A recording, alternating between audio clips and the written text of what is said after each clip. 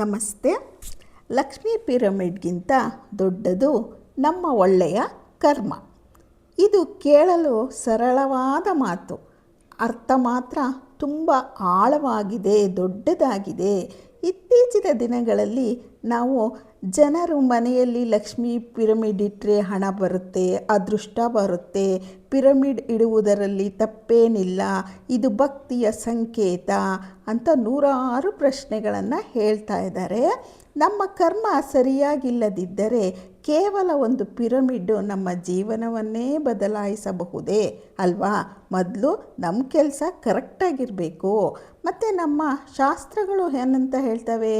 ಕರ್ಮವೇ ಮನುಷ್ಯನ ನಿಜವಾದ ಸಂಪತ್ತು, ಕೆಲಸ ಮಾಡಿದ್ರೇ ಅವನಿಗೆ ಸಂಪತ್ತು ಬರೋದು ಅಂತ ಹೇಳ್ತಾರೆ.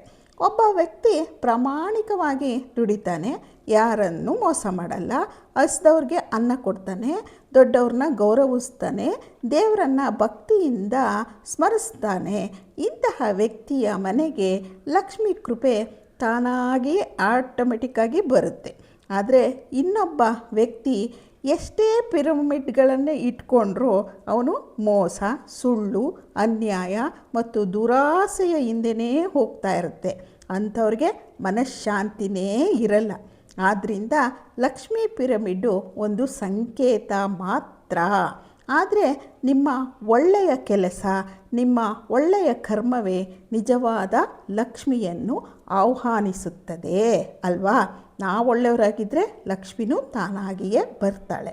ಮಹಾಲಕ್ಷ್ಮೀ ದೇವಿಗೆ ಇಷ್ಟವಾಗುವುದು ಕೇವಲ ಪೂಜೆ ಅಲ್ಲ, ಸ್ವಚ್ಛ ಮನಸ್ಸಿರಬೇಕು, ಪ್ರಾಮಾಣಿಕ ದುಡಿಮೆ ಇರಬೇಕು, ದಾನ ಧರ್ಮ ಕರುಣೆ ಮತ್ತು ಒಳ್ಳೆಯ ನಡತೆ ಇರಬೇಕು. ಪ್ರತಿದಿನ ಬೆಳಿಗ್ಗೆ ಎದ್ಬಿಟ್ಟು ದೇವರನ್ನು ಸ್ಮರಿಸಿ ನಿಮ್ಮ ಕೆಲಸ ಪ್ರಾಮಾಣಿಕವಾಗಿ ಮಾಡಿ, ನಿಮ್ಮ ಕೈಲಾದಷ್ಟು ಒಳ್ಳೆಯ ಕೆಲಸ ಮಾಡಿ, ಯಾರ ಕಣ್ಣೀರಿಗೂ ಕಾರಣರಾಗಬೇಡಿ, ಯಾರನ್ನೂ ಅಳಿಸ್ಬೇಡಿ, ಯಾರ ಮುಖದಲ್ಲೂ ನಗು ತರಿಸಿ ಹಳಸೋದಕ್ಕೆ ಪ್ರಯತ್ನ ಪಡಬೇಡಿ. ಇದೇ ನಿಜವಾದ ಲಕ್ಷ್ಮೀ ಪೂಜೆ. ಲಕ್ಷ್ಮೀ ಪಿರಮಿಡ್ಡು ನಿಮ್ಮ ಮನೆಯಲ್ಲಿ ಇರಲಿ, ಆದರೆ ಅದರ ಜೊತೆಗೆ ನಿಮ್ಮ ಹೃದಯದಲ್ಲೂ ಒಳ್ಳೆಯತನ ಇರಲಿ. ಆಗ ಪಿರಮಿಡ್ಗೂ ಒಂದು ಅರ್ಥ ಅಂತ ಹೇಳ್ಬೋದು. ಮನೆಯಲ್ಲಿರುವ ಪಿರಮಿಡ್ಡು ನಿಮ್ಮ ಅದೃಷ್ಟವನ್ನೇ ನಿಮಗೆ ಜ್ಞಾಪಕ ಮಾಡಬಹುದು, ಆದರೆ ನಿಮ್ಮ ಕೆಲಸವನ್ನು, ನಿಮ್ಮ ಭವಿಷ್ಯವನ್ನು ನಿರ್ಮಿಸುವಂತೆ ಮಾಡುತ್ತೆ. ಆದ್ದರಿಂದ ಒಂದು ಡಿಸೈಡ್ ಮಾಡ್ಕೊಳ್ಳಿ, ಒಂದು ನಿರ್ಧಾರ ಮಾಡ್ಕೊಳ್ಳಿ. ನೀವು ಒಳ್ಳೆಯ ಮಾತಾಡಬೇಕು, ಒಳ್ಳೆಯ ಕೆಲಸ ಮಾಡಬೇಕು, ಪ್ರಾಮಾಣಿಕನಾಗಿರಬೇಕು, ನಿಷ್ಠಾವಂತನಾಗಿರಬೇಕು, ದೇವ್ರ ಮೇಲೆ ಭಕ್ತಿ ಇರಬೇಕು.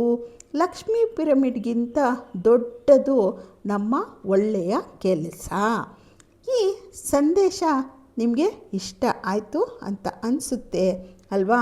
ನೋಡಿ, ಪಿರಮಿಡನ್ನು ಅಂಗಡಿನಲ್ಲಿಟ್ಕೊಳ್ಳಿ, ಮನೆಯಲ್ಲಿಟ್ಕೊಳ್ಳಿ, ಬಿಸ್ನೆಸ್ ಜಾಗದಲ್ಲಿಟ್ಕೊಳ್ಳಿ, ನೀವು ಸ್ಕೂಲ್ ಮಾಡಿದರೆ ಸ್ಕೂಲಲ್ಲಿಟ್ಕೊಳ್ಳಿ, ಇಲ್ಲಾಂದರೆ ಬೇರೆ ಯಾವುದಾದ್ರೂ ಪೂಜಾ ಸ್ಥಳದಲ್ಲಿರಲಿ, ನಿಮಗೆ ಲಕ್ಷ್ಮಿ ತಾನಾಗಿಯೇ ಬಂದ್ಬಿಡ್ತಾಳೆ ಅಂತ ಹೇಳ್ತಾರೆ. ಅದನ್ನು ನಂಬಕ್ಕಾಗುತ್ತಾ? ಕಷ್ಟಪಟ್ಟರೆ ಎಷ್ಟೋ ಸಲ ನಮಗೆ ಫಲ ಸಿಗಲ್ಲ. ಅಂಥದ್ರಲ್ಲಿ ಬರೀ ಪೂಜೆಗೆ ಮತ್ತು ಮಂತ್ರಕ್ಕೆ ಮಾವಿನಕಾಯಿ ಉದ್ರಲ್ಲ ಅಲ್ವಾ? ನಾನು ಲಕ್ಷ್ಮೀ ಪಿರಮಿಡ್ಡು ಕೆಟ್ಟದ್ದು ಅಂತ ಹೇಳ್ತಾ ಇಲ್ಲ. ಅದರ ಪೂಜೆಯನ್ನು ಮಾಡಿ, ಅದರ ಜೊತೆಗೆ ನೀವು ಪ್ರಾಮಾಣಿಕವಾಗಿ ನಿಮ್ಮ ಕೆಲಸವನ್ನು ಮಾಡಿ, ಕೈ ಕೆಸರಾದರೆ ಬಾಯಿ ಮೊಸರು ಅನ್ನೋದು ಮೊದಲೇ ನಮ್ಮ ಕನ್ನಡದಲ್ಲಿ ಇರುವಂತಹ ಅತ್ಯುತ್ತಮವಾದ ಗಾದೆ ಅಲ್ವಾ? ಇಕ್ಕಿದ ತಕ್ಷಣ ನಾವು ಈ ಪಿರಮಿಡನ್ನು ಲಕ್ಷ್ಮಿ ನಮಗೆ ಬಂದ್ಬಿಟ್ಟು ಕೋಟಿ ಕೋಟಿ ದುಡ್ಡನ್ನು ಕೊಡೋಕ್ಕೆ ಸಾಧ್ಯನಾ? ಹಾಗಂತ ನಾವು ಹೇಳೋದಕ್ಕಾದರೂ ಸಾಧ್ಯನಾ? ಅದಕ್ಕೆ ಫಸ್ಟು ನಾವೇನು ಮಾಡಬೇಕು? ಒಳ್ಳೆ ರೀತಿಯಲ್ಲಿ ಯೋಚನೆ ಮಾಡಬೇಕು, ಒಳ್ಳೆ ರೀತಿಯಲ್ಲಿ ಕೆಲಸ ಮಾಡಬೇಕು, ಪ್ರಾಮಾಣಿಕವಾಗಿ ನಾವು ನಮ್ಮ ಕೆಲಸಕ್ಕೆ ಒಂದು ಗೌರವವನ್ನು ಸಲ್ಲಿಸಬೇಕು. ಆಗ ಲಕ್ಷ್ಮಿ ತಾನಾಗಿಯೇ ಬರ್ತಾಳೆ. ಒಳ್ಳೆಯ ಹೆಸರಿದ್ದರೆ ಎಲ್ಲ ಕೆಲಸವೂ ನಮಗೆ ಸಿಗುತ್ತೆ ಅಲ್ವಾ? ಒಂದೇ ಒಂದು ಕೆಟ್ಟ ಕೆಲಸವನ್ನು ನಾವು ಮಾಡಿದ್ವಿ ಅಂತ ಅಂದ್ಕೊಳ್ಳಿ, ಯಾರು ನಮ್ಮನ್ನು ನಂಬಲ್ಲ, ಯಾರು ನಮಗೆ ಕೆಲಸವನ್ನು ಕೊಡಲ್ಲ. ಆಗ ಏನಾಗುತ್ತೆ? ಏನೂ ಆಗಲ್ಲ, ಎಲ್ಲವೂ ನಾಶ ಆಗುತ್ತೆ. ಅದಕ್ಕೆ ನಂಬಿಕೆ ಗಳಿಸ್ಕೋಬೇಕು. ಫಸ್ಟು ನಂಬಿಕೆಯೇ ಮೊದಲ ನಮ್ಮ ಗುರಿಯಾಗಿರಬೇಕು. ಆಮೇಲೆ ಲಕ್ಷ್ಮಿ ನಮಗೆ ಒಲ್ದೇ ಒಲಿತಾಳೆ ನಮ್ಮ ಒಳ್ಳೆತನಕ್ಕೆ ಅಲ್ವಾ.